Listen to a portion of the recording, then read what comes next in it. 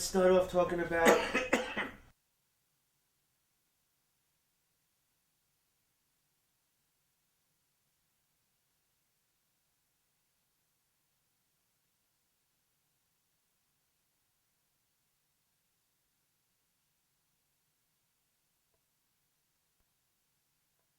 Test. Okay, great. Testicle. Sorry, testicles. Start off with what kind of family life you had with. Well, first of all, hold on a second. Did you want him to reiterate the thing that happened with Nino taking him from his father and all that? You want to talk about his father first? That's. Oh, we got to go through that again? We got to, I think. Yeah? Well, I Took you away from your father, and what that was about. Well, my father was basically, he was a drinker. Always went to work, always supported us. What had happened, what the real story is that my two uncles, Nino and his brother, my Uncle Roy, or Rosario, they were doing this insurance scam. They wanted to do this insurance scam. And they wanted my father to drive the car into one of the L abutments on 86th Street, the subway, to hit one of those for this car thing. And he didn't want to do it because he said, and I found this out years later, but he had told my mother that if you do this much with them, then it's going to just escalate into their life, and I don't really want to be in their life. Shortly after that is when Nino just went to him, and under the guise of him being an alcoholic and stuff like that, just kicked him out of the house, and basically told me you're not allowed to talk to him, you're not allowed to see him, which was kind of weird because he lived like 3 blocks after Nino got kicked him out of the house. He moved in with his mother over Castellano Pork Store, which the Castellanos owned at the time on Bath Avenue. And I used to see him every day, and I had to cross the street, so he wouldn't talk to me. Then years later I found out, because I looked up his sister, my Aunt Sue, who I hadn't seen in maybe 30 years, and I found out how proud he was, like when I was in Vietnam, and he followed he knew everything about my life. He found everything out about the sports, about the Vietnam thing, and by the time I got in touch with Sue and found out all the good shit about my father, which I had never known in my life, it was too late. He was dead. And that's like it's a tough thing, and that's what I'm trying to relate to my kids today, because we're kind of estranged. And it's like, yeah, we might, you might not want to talk to me right now, but once I'm gone, there's no talking. And you're gonna feel it. It's gonna fucking dig right here, because that's what it did to me, and I just know that's gonna happen if we stay estranged. So I'm trying, at this point, to try and put my, try and get back in good graces with my kids. Well, why are you estranged?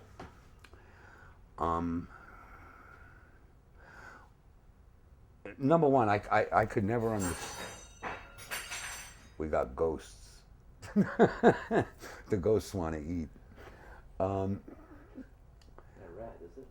Nah, the rat's gone. Good. I was on a roll here. Why you were estranged? Yeah, I know.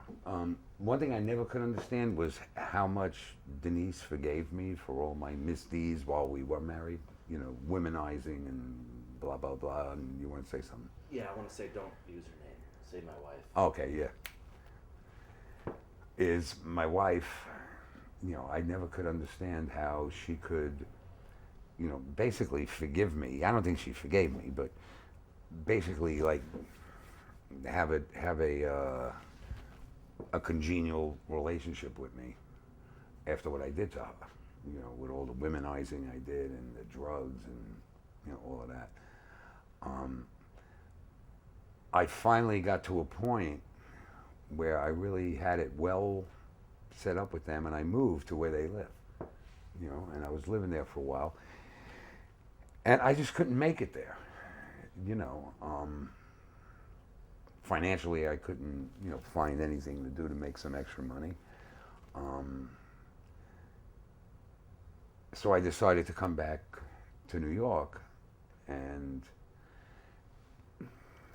to tell you the truth, I really don't know. And this is what I'm looking for. I'm looking for an answer to why they're so pissed off at me now. I really don't know what I did. I know I left Arkansas when I said, okay, and it was great while I was there. Stop for a second. Yeah, Arkansas. Yeah, you gotta leave that out. I know when I left where they were at, I must have done something. Maybe I left too abruptly or whatever happened, but, that's something I got to straighten out, because it's going to hurt everyone all around. Everybody's going to just wind up getting hurt over this. And, I don't know. I mean, when I was running the streets, I was a great provider. I mean, nobody wanted for nothing, a $40,000 watch for Christmas to my ex-wife was, nothing to me. I just didn't really understand that, that's not what she or my kids really wanted. They wanted a father. And I was never there. I was running the streets all the time. There was times like in 78 and 79 where, I wouldn't come home for like 2 days. I'd make a lot of money in those 2 days, but, it was one time when we were living in the house in Westlake. It's a $2 million home. And Denise told me I was a lot happier when we were living in Berkeley and spending $210 on rent, and you were there all the time, than I am in this 6,000 square foot house that I really don't care about. Without you here, I just, now today I understand it, but it took a lot of years to really, for me, I'm a late developer, I guess, mentally. So it took me a while to really understand that, that's what it was about in the first place. That's how it should have stayed, and that's how it should be today. But it's not. It's all convoluted. It's all blown up. So I got to take the shrapnel and put it back together. Well, why do you think they're mad at you? No, it really is a mystery to me. It really is a mystery to me. I don't know yet. And if I knew, I tell you, I'm perfectly honest with everything we talk about. But I don't know. What got everyone so pissed off. The only thing I could figure is that how I left. It was maybe 3 days.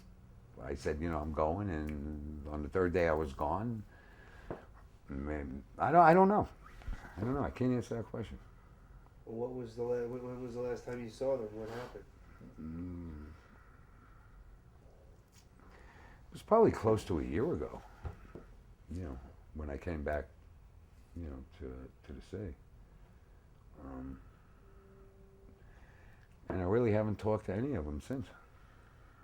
I've tried, yeah. No, I definitely tried. I've called, I've left messages. Nobody has ever called back. So. How do you feel about that? I feel miserable about it. There's not a day goes by where I don't think about it. And there's not a day goes by without me thinking about getting up the nerve to make contact again and try and straighten it out. And I think what the fear is there is the rejection. If they tell me, okay, no, we don't want to put it back together, then I know for the rest of my life I got no family.